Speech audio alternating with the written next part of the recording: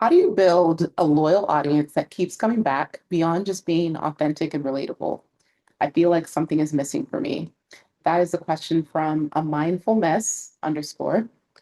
Let's see what her name is because she doesn't have her name on her page. But I'm just scrolling right now and I'm seeing that she's showing up. She's showing her face a lot. She's showing what she's reading, showing what she's consuming. She has about 25 posts up. So I can see that she just got started and she's just kind of trying to figure out like what is her probably what is her what's her lane. Yeah. Oh, I saw she reposted one of my threads. Awesome. Okay, so let's talk about this because I feel like I have a lot to say. And um yeah, just a quick context. My very first time posting on their internet and trying to build a brand was late 2000, and it was a platform called Xanga.com. Back then, you didn't really know anyone online. So you were mostly connecting with strangers over shared personal interests. And after Xanga came MySpace. Was it MySpace next? Yeah, MySpace, then Tumblr, then Facebook, then Blogspot, then Instagram, then Snapchat, and then everything else, Twitter, everything else that we have today. Um, all along, I've never thought that like I had to be one version. And even when I was still figuring out who I was, because teenage years, early 20s, we're always going to be developing ourselves. And when you think about a show that you really love, if you watch season one and then you end with season seven, you don't expect those characters to be the same. You expect them to go through some stuff. Like there's been some chaos, there's been some breakups, there's been some career changes, there's been some moves, friendship fallouts. Like there's all of these things that kind of shape the character that you're invested in. And so you almost want to portray yourself as the main character, but you're also shining a light on the person that's watching you. So most of the time when I'm posting, it's not just about what I'm going through or what I'm feeling. It's here's what I think people need to hear. This is what I think everyone is afraid to say.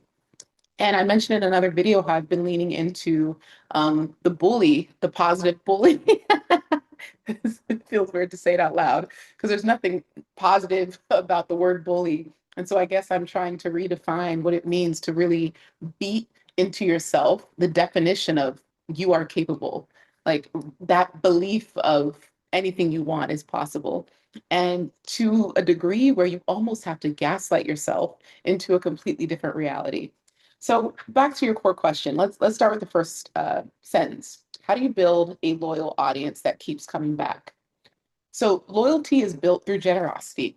And a lot of times, especially when we're building a page from scratch, we want the people to come without us having to do the work yet. And I promise you, like, it's, I'm sure, I'm sure we'd all love a taste of having a really popular platform with little work invested. But after a while, you're actually going to resent the platform because you didn't really earn it. And I'll give you a prime example. There was someone in my 20s where, due to her affiliation with someone else who kind of blew up, they also blew up.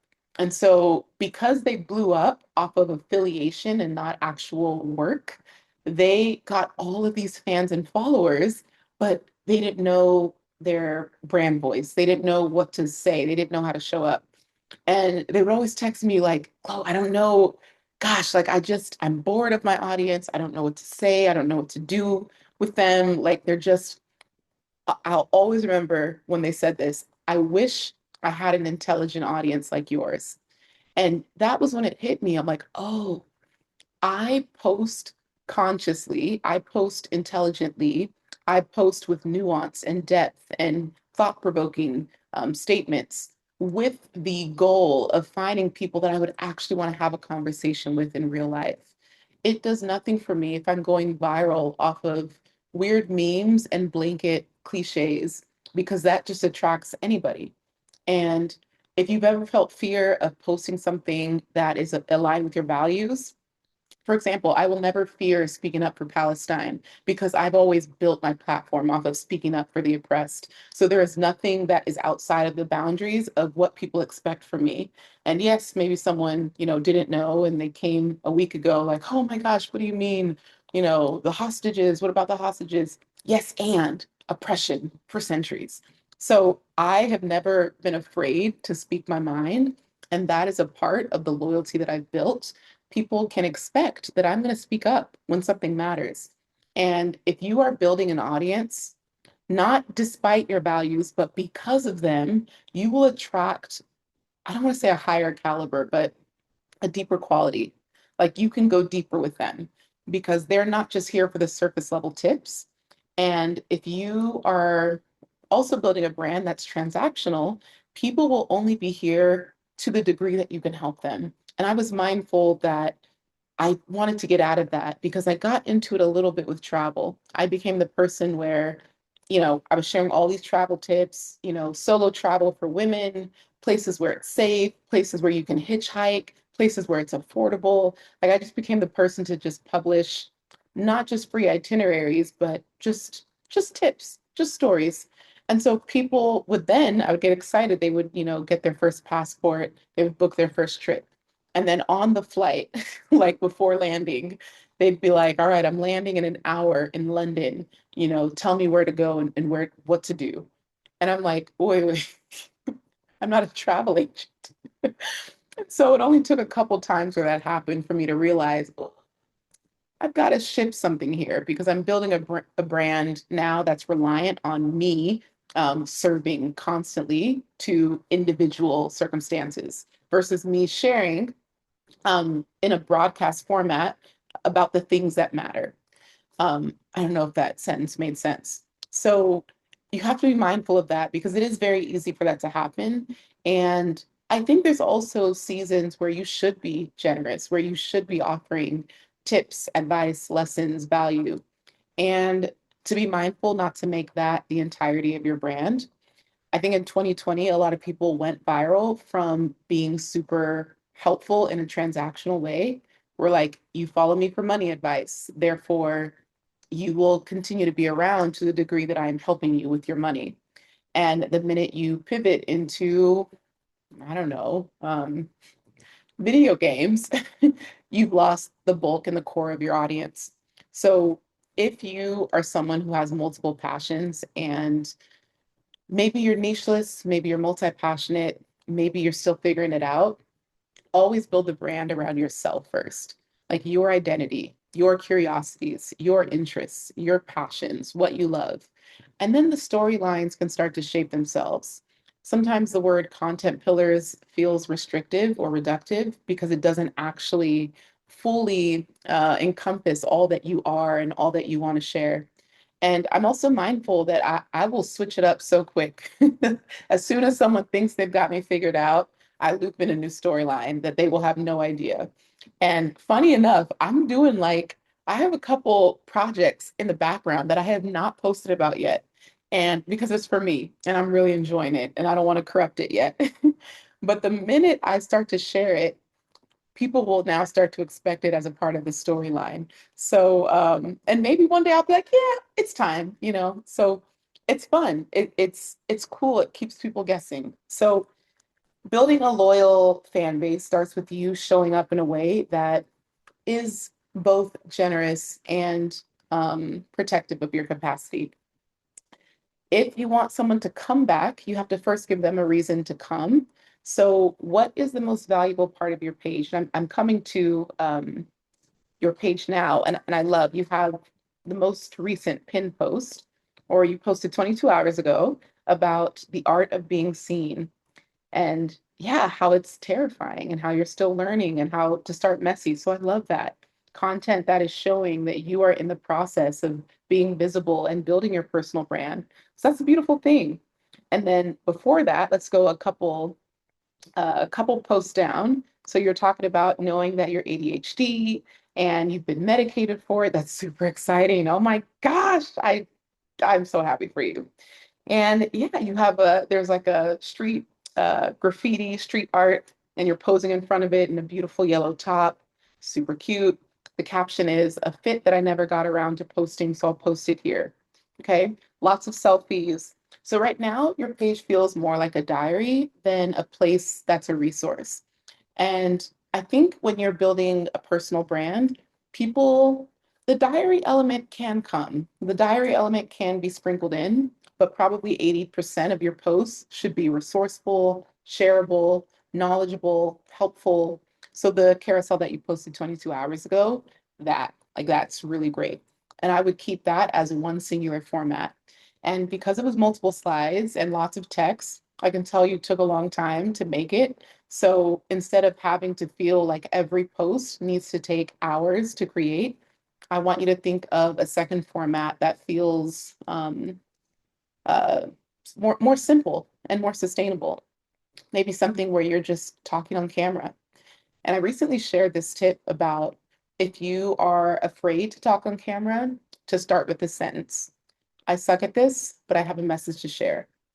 Saying that is allowing yourself to acknowledge that you're doing something vulnerable, and it's allowing your audience to hold space for that vulnerability. And then two, it's letting them also see that you're putting aside your ego because you have something important to share. And so people will respect you for that.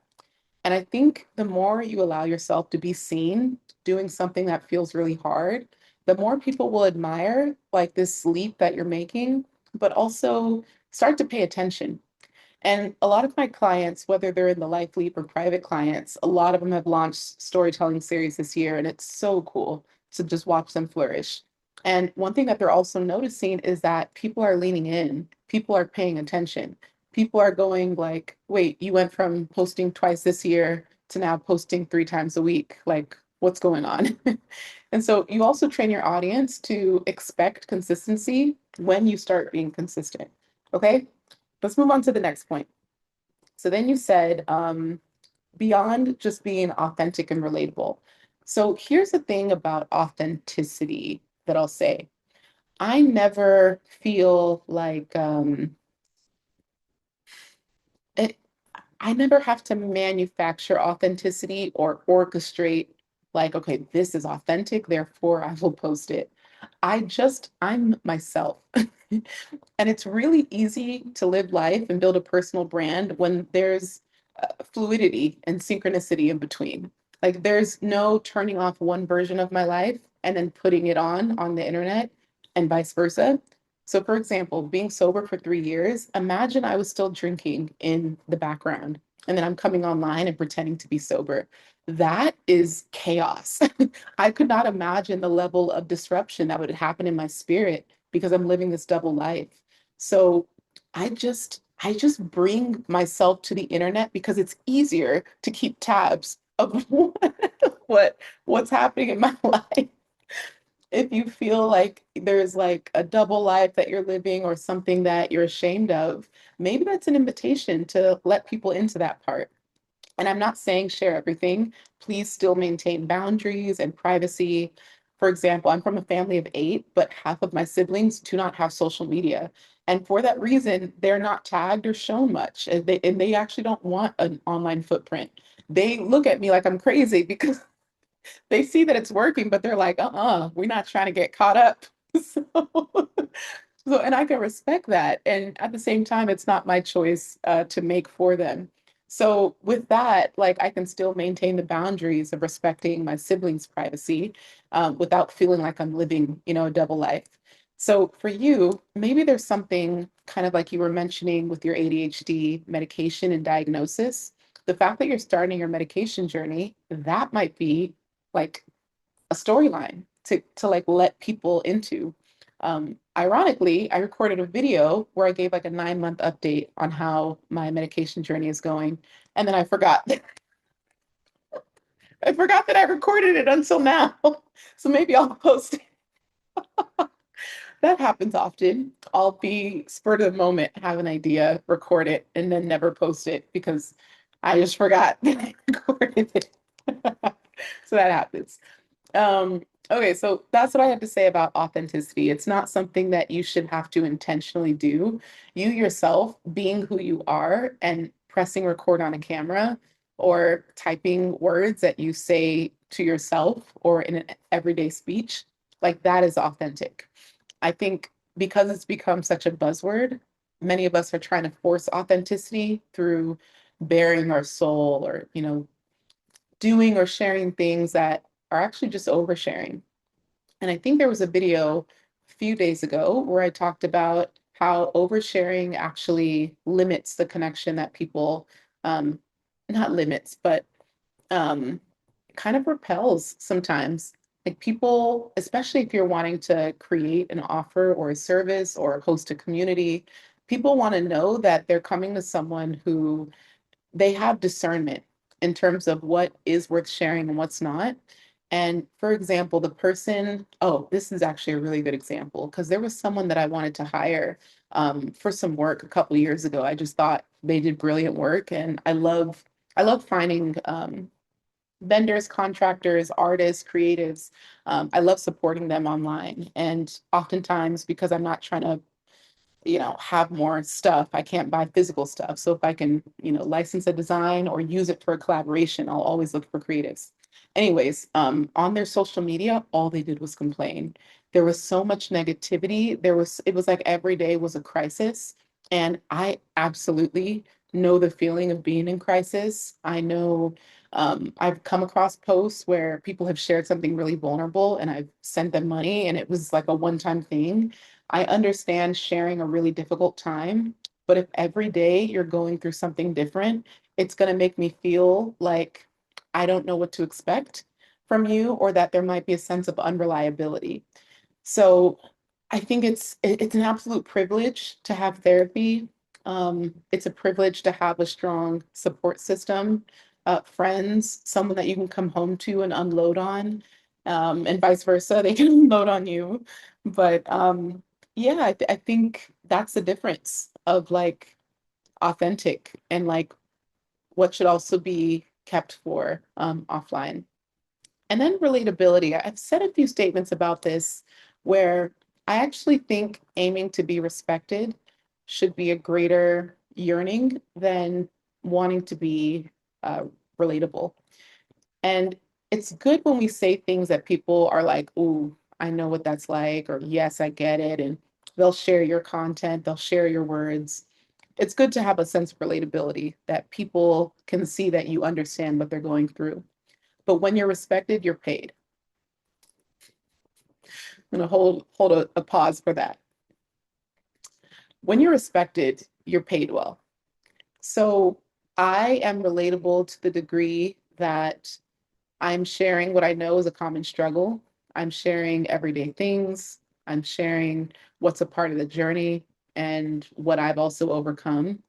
But at the end of the day, I will always get back on my feet and I will figure things out. And people will respect you for that.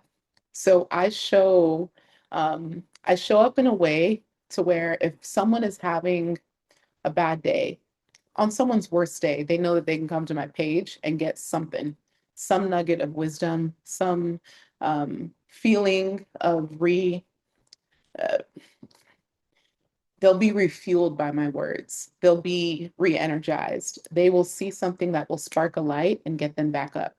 And that's kind of the lens that I want to show up with. And it's very intentional. I did talk about a time where I changed my feed temporarily because I wasn't trying to be seen. And I was trying to have my words and my work speak louder than myself. I was going through a lot of just like overwhelm and social anxiety. And this is, yeah, ironically, it was like a year before my ADHD diagnosis. But yeah, social anxiety comes in waves. And I was just in a season where I didn't want to be seen because I was just going through a lot. And yeah, so I was just like trying to hide online. And where was I going with that? Yeah, so my page reflected that. It was just words. It was just inspiration. It was just, my work, but it wasn't my face. That felt authentic to me in the moment. And those words were still relatable, but people also respected the way that I was showing up because it made people, yeah, it made them think twice. And sometimes you look at comments where people talk crazy and you're like, if you're too relatable, people get a little too comfortable with you. So at the end of the day, people still come to my DMs, hi, Glow, good morning, how are you doing? Like they greet me. That wasn't always the case. Before it was like, give me link, this dress, I want it. So I think people they admire the way that I've shown up. They respect the work that I've put in. And they don't take for granted that I actually do take the time to respond when I have the capacity. So I think to that degree of relatability, I'll always be close to the ground, but I'll be respected more than that. Yeah. Okay. Couple more statements. So you feel like something is missing. I would say consistency. Before you try to judge your effort, I would say get consistent for at least 6 months. It is easy to want to like change up our strategy, do something different, abandon the wheelhouse. The wheelhouse? What is that? Abandon the wheelhouse. Let me take a sip of water. I really got to get my nails done. Okay, I want sushi. Oh, I have not taken my ADHD medication. Okay, yeah, 6 month strategy. Be consistent, show up, see what see what's working, but also see what feels good. Sometimes we get sucked into, I don't know, a way of doing things, then we end up resenting it. So make sure that a big part of your creator journey is enjoying the process. If everything is about the end result and the end game, it's going to be tough. And I read a quote today. It said something about if you're always living for people's applause, then you'll die by their opinions. So the end goal shouldn't be to have, the people cheering for you and seeing you and following you. It should be that like that you're putting out meaningful work that's changing the world in your own way. And as a consequence, people will find you and people will pay you. So keeping that at like front and center. But just know overall that like everything that you're struggling with and everything that you're asking yourself is probably the exact same thing that every other person on Instagram has asked themselves or is asking themselves right now. So keep showing up, keep doing your best. And um, yeah, like there is only good that can happen and from continuing to show up. Like the worst that can happen is that you figure out what's on the other side of your consistency. So literally there is no loss. So you might as well. And they say if you post every day for a year, your entire life will change. And you don't know how it's going to change. And that is the blessing. That is the beauty. That is the mystery, the magical mystery of like something good is going to happen if I post every day for a year. I don't know what that good looks like, but I'm willing to find out. Okay.